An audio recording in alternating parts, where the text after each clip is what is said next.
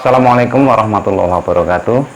Selamat berjumpa kembali dengan saya. Pada kesempatan kali ini saya akan mengulas salah satu peristiwa yang sekarang lagi sangat up to date, yaitu munculnya Ki Sabto Palon Noyo Genggong akan menuntut balas setelah tertidur 500 tahun. Setelah Prabu Brawijaya masuk Islam dan Ki Sabto Palon mengungkapkan suatu janjinya, dia akan bangkit kembali untuk menuntut balas dalam waktu 500 tahun ke depan. Nah, tepatnya di tahun 2020 ini adalah tepat 500 tahun dari Prabu Brawijaya masuk agama Islam dan terpisahnya Sabto Palon dengan Prabu Brawijaya. Nah, tentunya saya akan mengulas dengan versi saya, dengan terobosan-terobosan gaib yang saya peroleh. Mungkin ada sedikit perbedaan dengan versi orang lain, sebelumnya saya mohon maaf. Mari kita ikuti selengkapnya.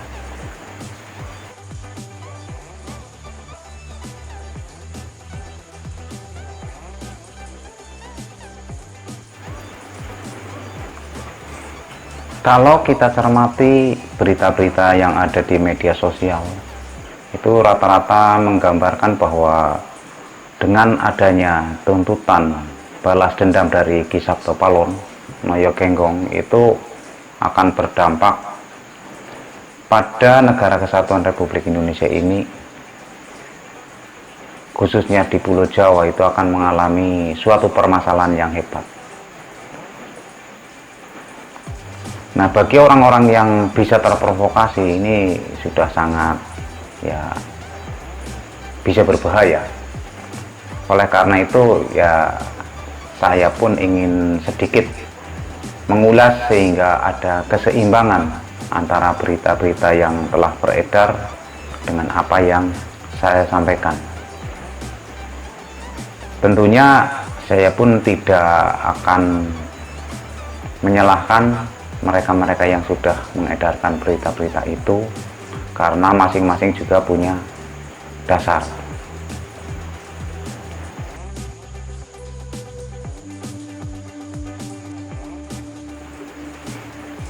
Oke, kalau kita tarik ke belakang sejarah masuknya Islam ke tanah Jawa, itu memang tidak semudah membalikan telapak tangan. Dimana pada saat itu di tanah Jawa itu sudah terdiami oleh masyarakat dengan keyakinan yang cukup kuat. Keyakinan yang cukup kuat sehingga tokoh Islam yang masuk itu pun merasa kesulitan. Nah, kita tarik ke belakang dengan masuknya Islam ke tanah Jawa, yaitu pada saat dibawa oleh ulama, dan orang itu lebih mengenal dengan nama yang sangat simpel, yaitu Syekh Subakir. Perjalanan Syekh Subakir masuk ke tanah Jawa untuk mengislamkan tanah Jawa itu ternyata banyak sekali tantangannya, karena orang-orang Jawa itu sudah punya kepercayaan yang kuat. Nah, Syekh Subakir sendiri itu adalah ahli dari ilmu gaib, ahli pemagaran.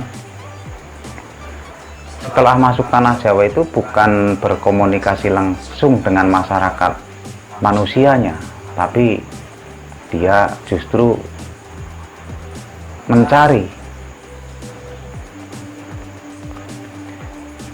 mencari kekuatan gaib apa sih yang berpengaruh dan sangat disegani di tanah Jawa ini. Nah, setelah memakan banyak waktu, perjuangan, akhirnya dia itu bisa berkomunikasi dengan tokoh yang sangat disegani di tanah Jawa. Ya, tentunya dia adalah penguasa gaib di tanah Jawa, dan tidak lain juga dia itu adalah makhluknya Allah, utusannya Allah untuk mendiami Pulau Jawa. Nah, dengan kehadirannya Syekh Subakir dengan pemahaman yang berbeda, tentunya tidak semudah itu untuk bisa mempengaruhi tradisi Jawa yang sudah berjalan turun-temurun, sudah berjalan makan waktu yang cukup lama. Maka dari kedua tokoh itu, di satu sisi perang argumentasi, perang ilmu dan sebagainya, perang kesaktian dan sebagainya, dan akhirnya bisa disepakati. Nah, inilah proses masuknya Islam ke tanah Jawa, berarti melalui proses kesepakatan ataupun perjanjian, di mana inti dari perjanjian itu adalah dari penguasa tanah Jawa itu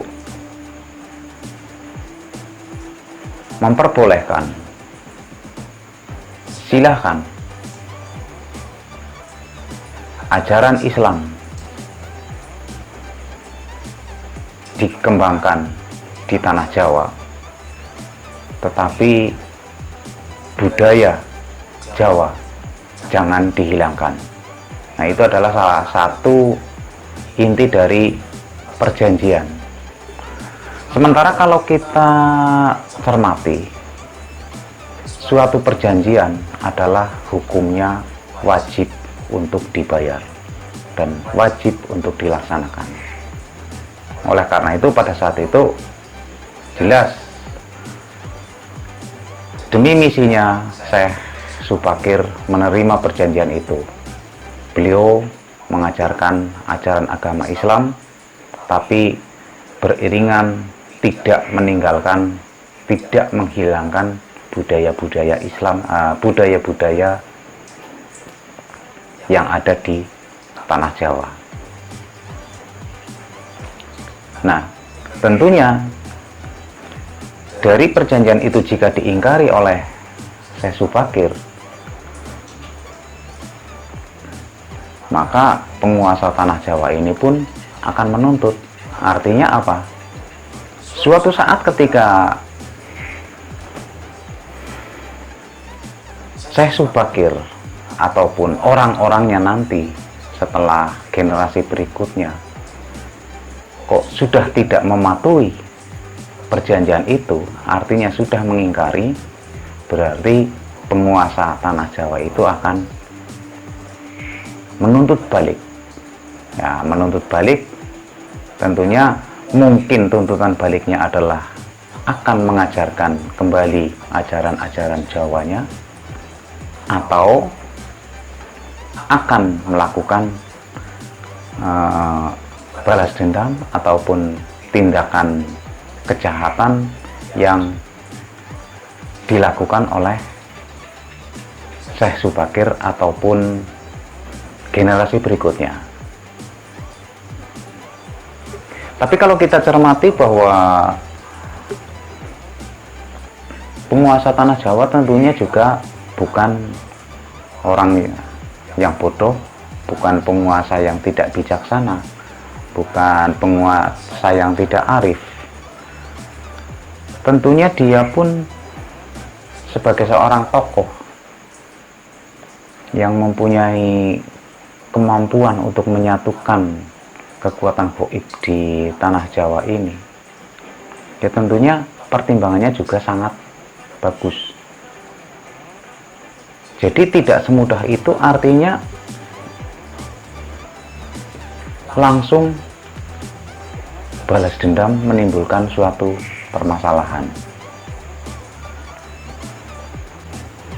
Apalagi di masa-masa sekarang itu dengan merebaknya virus corona, suatu penyakit yang tiba-tiba muncul dan sangat sulit untuk dideteksi dan sangat misteri ini, itu banyak yang menghubung-hubungkan antara balas dendamnya penguasa tanah Jawa dengan munculnya penyakit corona ini.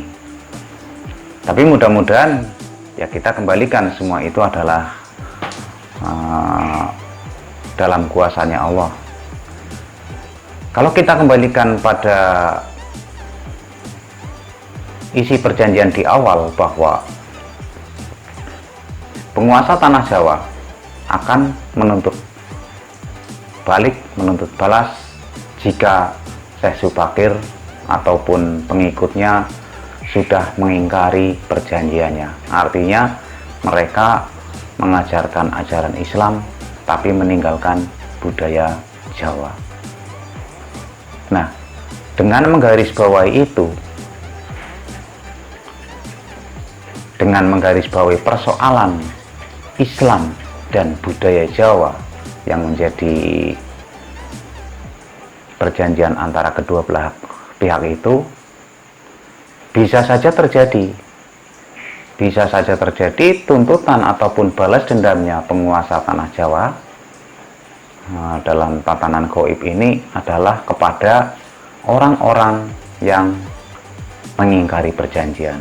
Artinya, maaf, bukan maksud kami memojokkan kepada teman-teman ataupun rekan-rekan seagama, tapi malam hari ini adalah sebagai ulasan untuk mengulas suatu perjanjian bahwa di tanah Jawa adalah Islam masuk melalui perjanjian.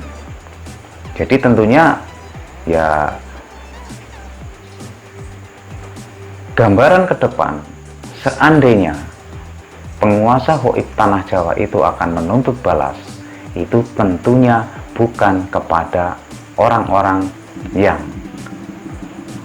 menjalankan ajaran Islam dan tidak meninggalkan budayanya orang Jawa. Itu versi dari saya atas penerjemahan dari suatu perjanjian, di mana perjanjian itu hukumnya adalah wajib untuk dilaksanakan.